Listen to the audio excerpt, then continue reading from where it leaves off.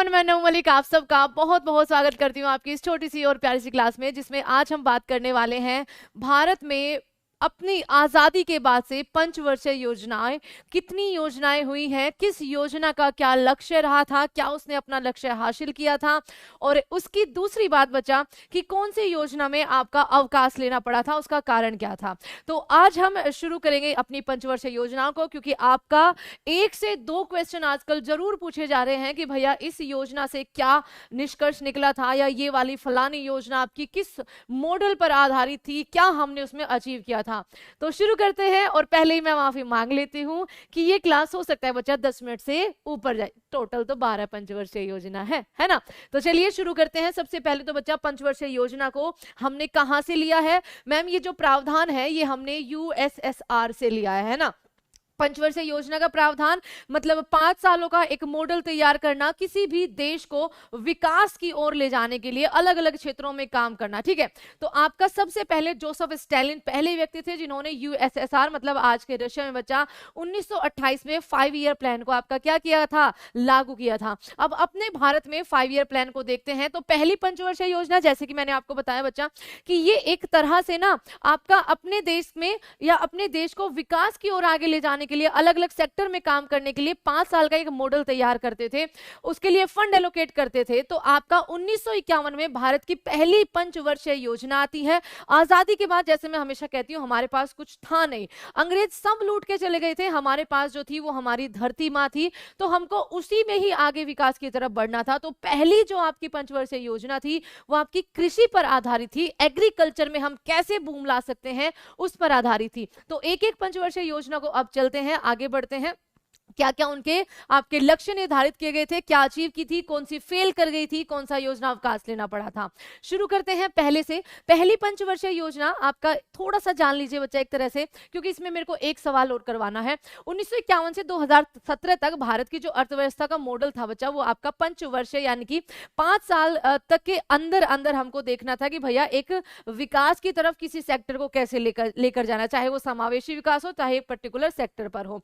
अब इन सारी पंचवर्षीय योजनाओं का ना जो लेखा जोखा जिनके पास होता था, है ना, जो सारा अनुमूलन करते थे बच्चा, 1952 में, है ना। देखो योजना वो आयोग 1950 में गठित हो गया था, लेकिन योजना आयोग कैसे काम कर रहा है उसकी देखरेख करने के लिए 1952 में एनडीसी, ठीक है, नेशनल डेवलपमेंट काउंसिल बच्चा, इसके भी अध्यक्ष आपके कौन होते हैं? प्राइम मिनिस्टर ही होते हैं, उसको स्थापित किया गया था। ये चीज आप ध्यान रखेंगे। लेकिन 2015 में आपको पता है 2014 में मोदी जी की यानी कि बीजेपी गवर्नमेंट आने के बाद अब 5 साल के योजना प्लान को या फिर 5 ईयर प्लान को अब हम नीति आयोग बुलाते हैं। काम वही होता है लेकिन थोड़े से अलग, थोड़े से और टेक्नोलॉजी का यूज करके बच्चा। 2015 में योजना आयोग जो है आपका बुलाया गया। योजना आयोग को नीति आयोग का यानी कि नाम दिया गया है, थिंक टैंक द्वारा ये आपका प्रतिस्थापित किया गया। ओके, अब आगे चलते हैं। पहली पंचवर्षीय योजना, अब फटाफट से आगे बढ़ेंगे और फिर बाद में देखना कि आपका एक भी सवाल इससे बाहर नहीं आएगा। पहली पंचवर्षीय योजना जो कि आपकी 1951 से लेकर 1956 तक चली। अब इसके अगर अध्यक्ष पूछ लिए जाएंगे तो आप कहना ma'am prime minister Nehru ji इसके अध्यक्ष थे। इसमें भारत के पहले प्रधानमंत्री जवाहरलाल नेहरू ने भारतीय संसद में प्रस्तुत किया था। ये योजना हेरोड डोमर मॉडल पर आपकी आधारित थी। इसके मुख्य रूप से कृषि क्षेत्र पर ध्यान जो है बच्चा आपका केंद्रित करना था। इस योजना का जो लक्ष्य रखा गया था कि भैया 2.1% की, क्योंकि आजाद हुए थे, हमने बहुत ज्यादा ऊंचा लक्ष्य नहीं रखा था, हमें वृद्धि करनी है। लेकिन हमने हासिल कितनी की थी बच्चा? विकास दर जो रही थी वो 3.6% की रही थी। अध्यक्ष आपके जवाहरलाल नेहरू, उपाध्यक्ष आपके गुलजारी लाल नंदा इसके रहे हैं। आगे चलते हैं दूसरी पंचवर्षीय योजना या फिर इसी में ही। अच्छा, इसमें जो आपके काम किए गए, क्योंकि इससे भी सवाल बनते हैं आपके, इसमें आपका सामुदायिक विकास 1952 में, ठीक है, राष्ट्रीय प्रसारण सेवाएं योजनाएं शुरू की गई बच्चा। अनेक सिंचाई परियोजनाएं सेवा शुरू की गई, जैसे आपका भाखड़ा नागल हो गया, व्यास परियोजना हो गई, दामोदर घाटी परियोजना हो गई, जो हमारे भारत की स्वतंत्र भारत की पहली परियोजना थी। तो ये सब हमने यहाँ पर इसमें अचीव किया था। दूसरी पंचवर्षीय योजना की बात करें जो 1956 से लेकर 1961 में चली थी। अगर मैं यहाँ पर आपसे अध्यक्ष पूछूं तो आपको एक सेकंड भी नहीं लगेगा, है ना। दूसरी पंचवर्षीय योजना कैसी थी कि भैया अब कृषि के साथ साथ, है ना, हमारी पहली पंचवर्षीय योजना कृषि पर आधारित थी। अब कृषि के साथ साथ हमको अपने भारत में उद्योगों का भी विकास करना पड़ेगा, इन्वेस्टमेंट लानी पड़ेगी, निवेश करवाना पड़ेगा। तो ये जो योजना थी वो आपके महान अर्थशास्त्री आपके पीसी महालनोबिस के मॉडल पर आधारित आधारित थी, जिसका उद्देश्य है समाजवादी आपका समाज की स्थापना करना था। इसमें भारी उद्योगों और खनिजों को क्या दी गई थी बच्चा, आपकी प्राथमिकता दी गई थी। इस योजना में आपके बहुत सारे स्टील प्लांट दुर्गापुर, भिलाई, राउरकेला, इनकी आपकी स्थापना की गई थी। जो आपसे सवाल पूछा जाता है, ध्यान रखना, राउरकेला स्टील प्लांट जो है बच्चा 1959 में जर्मनी के सहयोग से उड़ीसा के सुंदरगढ़ में आपका स्थापित किया गया था। और ये जो नोट्स है एक्चुअली बच्चा आपका पूरी तरह से उसके नोट्स हैं, क्या कहते हैं बच्चा, एनसीईआरटी के नोट्स है। तो हो सकता है आपकी ल्यूसेंट वगैरह में या बुक में 1-2 साल इधर उधर हो, ये मैं पहले ही बता देती हूँ। 1959 में भिलाई जो आपका स्टील प्लांट है उसकी स्थापना छत्तीसगढ़ के दुर्ग जिले में की गई। पश्चिम बंगाल में आपका क्या किया गया बच्चा, पश्चिम बंगाल में दुर्गापुर स्टील प्लांट की आपकी स्थापना की गई। किसकी मदद से, यूनाइटेड किंगडम के सहयोग से हमने इसको स्टैब्लिश किया था। बोकारो स्टील प्लांट झारखंड में 1964 में रूस के सहयोग से स्थापित किया गया था। और इसमें सेकेंड 5 ईयर प्लान में बच्चा जो हमने अपनी लक्ष्य वृद्धि रखी थी वो 4.5% की थी, लेकिन इसमें जो विकास दर रही थी वो 4.27 की आपकी रही थी। तीसरे जो पंचवर्षीय योजना है वो 1961 से लेकर 1966। अब इस बीच में भारत में बहुत कुछ हो जाता है बच्चा, हमारी चाइना के साथ वॉर हो जाती है, हमारी पाकिस्तान के साथ वॉर हो जाती है, और हमारे देश में आपका बारिश ना होने की वजह से सूखे की समस्या बहुत आती है। तो बहुत सारे कारण रहते हैं कि ये योजना, तीसरी योजना हमारी फेल कर जाती है। इसका लेकिन उद्देश्य है कृषि और गेहूं के उत्पादन में आपका सुधार करना था। तो यहां से ये भी समझ लेना, हरित क्रांति बच्चा आपका, ठीक है। उसके अलावा यह योजना सुषमा चक्रवर्ती के प्लानिंग मॉडल पर आपकी क्या थी, आधारित थी। ये चीज आप ध्यान रखना।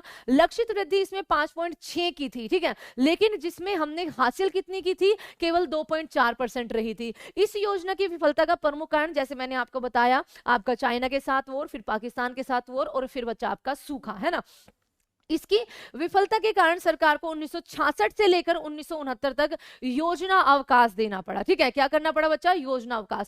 तो आपका पहला योजना अवकाश कहां पर आता है, 1966 में आता है, 1969 तक ये आपका चलता है। उसके बाद चौथी पंचवर्षीय योजना 1969 से लेकर 1974 तक आपकी आती है। इस टाइम पर इसकी अध्यक्ष कौन रहेंगी, मैम हमारी प्राइम मिनिस्टर जी थी, जो भारत की पहली महिला प्राइम मिनिस्टर थी, इंदिरा गांधी।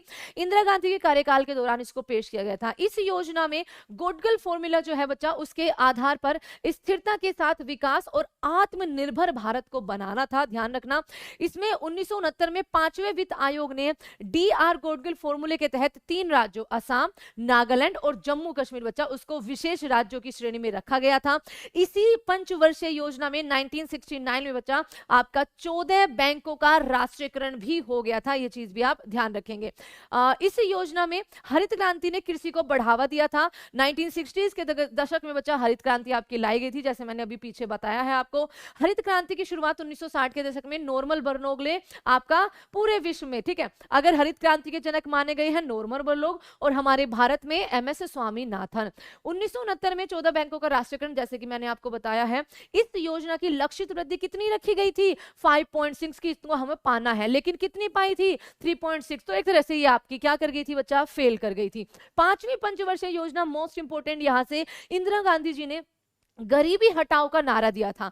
इसमें रोजगार बढ़ाने और गरीबी हटाने पर जोर दिया था। इस योजना में जो न्यूनतम आवश्यक कार्यक्रम बच्चा जो आपका था 1974 में शुरू किया गया। काम के बदले अनाज और अंत्योदय योजना, ये मोस्ट इंपोर्टेंट है, आपकी इसी में शुरू की गई थी। 1978 में नवनिर्वाचित मोरारजी देसाई, अब इसी में देखिए 5वीं पंचवर्षीय योजना, 1978 या 1977 के बाद बच्चा आपकी मोरारजी देसाई की सरकार आती है ना, वो इस योजना को, इस पंचवर्षीय योजना को खारिज कर देते हैं और उसको एक वार्षिक योजना के रूप में चलाते हैं। ये चीज ध्यान रखना। इसकी लक्षित विकास दर आपकी 4.4 थी, लेकिन हुआ कितना था बच्चा, 4.8 की विकास दर हमने हासिल की थी। अनुवृत्त योजना इसी के बीच में आ जाती है, मतलब उसका मतलब है बच्चा आपका एक तरह से कहिए तो रोलिंग प्लान, है ना। यहाँ पर हमारा दूसरा योजना अवकाश हो जाता है, क्योंकि मोरारजी देसाई की सरकार आती है, वो अब उसको बच्चा पंचवर्षीय योजना को खारिज कर देते हैं। तो 78 से लेकर 80 तक, है ना, 78 से लेकर 80 तक आपका योजना अवकाश चलता है। जनता पार्टी की पांचवी पंचवर्षीय योजना को खारिज कर दिया जाता है, छठी पंचवर्षीय योजना की पेश की जाती है। बदले में आप छठी पंचवर्षीय योजना पेश करने के बदले में 1980 में बच्चा इंदिरा गांधी जी आपकी फिर से आती है, और प्रधानमंत्री चुने जाने पर कांग्रेस द्वारा अब जो आपका ये वार्षिक योजना चलाई थी, इसको खारिज कर दिया जाता है। रोलिंग प्लान के तहत आपका रोलिंग प्लान होता है बच्चा 1978 से 80 का बीच में, कि अब पंचवर्षीय योजना के आधार पर नहीं, एक साल के डाटा के आधार पर हम देखेंगे कि अपने भारत कैसे विकास कर रहा है। रोलिंग प्लान का तात्पर्य ऐसी योजना है जिसमें योजना की प्रभावशीलता का मूल्यांकन वार्षिक रूप से किया जाता है, और यही आपका दूसरा योजना अवकाश कहलाता है। ठीक है, आगे चलते हैं। छठी पंचवर्षीय योजना 80 से लेकर 85 तक। इस योजना का जो उद्देश्य था वो गरीबी उन्मूलन और रोजगार में बच्चा वृद्धि करना था। शिवरामन समिति की सिफारिश पर इसी छठी पंचवर्षीय योजना में बच्चा नाबार्ड की स्थापना की गई है। मोस्ट इंपोर्टेंट है, इस योजना का जो हमने लक्ष्य रखा था विकास दर का 5.2, लेकिन हासिल कितना हो गया था? 5.7% हो गया था। सातवीं पंचवर्षीय योजना 85 से 90 तक आती है। यह योजना प्रधानमंत्री राजीव गांधी जी के कार्यकाल में आपकी आती है। इस योजना का उद्देश्य उत्पादकता यानी कि प्रोडक्शन को बढ़ाना था, रोजगार जुटाना था, समता और न्याय आधारित सामाजिक व्यवस्था और तकनीक के लिए आपका सुदृढ़ आधार तैयार करना था। इसका जो लक्ष्य रखा गया था आपका 5% रखा गया था, लेकिन हमने जो हासिल किया था वो आपका 6.01% हासिल किया था। अब इसके बाद बच्चा टाइम होता है हमारे देश का सबसे एक तरह से कहिए आर्थिक रूप से कठिन टाइम। 1990 और 1992 का जो टाइम होता है वो हम आर्थिक मंदी से एक तरह से बहुत बुरी तरह से गुजर रहे होते हैं।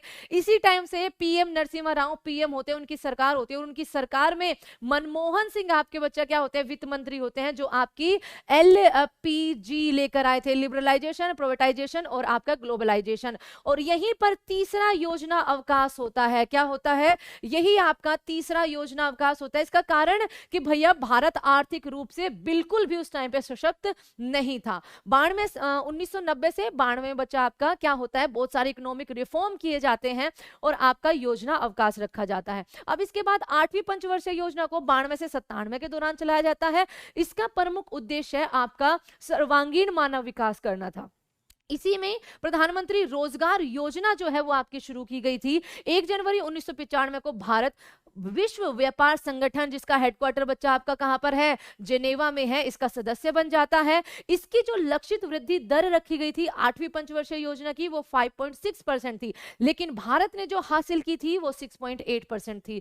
आगे देखो, नौवीं पंचवर्षीय योजना की अगर बात करें तो 97 से लेकर 2002 तक आपकी ये रही है, और इसी में ही हम अपना न्यूक्लियर टेस्ट भी करते हैं, है ना।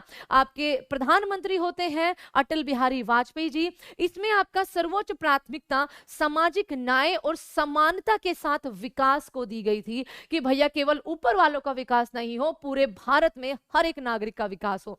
इस योजना की लक्षित विकास दर जो रखी गई थी वो 7.1 थी, लेकिन वास्तविक हमने जो हासिल की थी वो 6.8 थी, लेकिन हल्का सा इसमें भी आपकी क्या रही थी बच्चा? आपकी कमी रही थी। आगे चलते हैं। आगे आपका 10वीं पंचवर्षीय योजना 2002 से 2007 तक आपकी चली थी। इसका उद्देश्य देश में गरीबी और बेरोजगारी को समाप्त करना था। इसमें जो लक्ष्य रखा गया था कि भैया भारत में गरीबी को 50% तक कम करना है और 80 मिलियन लोगों के लिए रोजगार क्या करना है बच्चा? सर्जन करना है।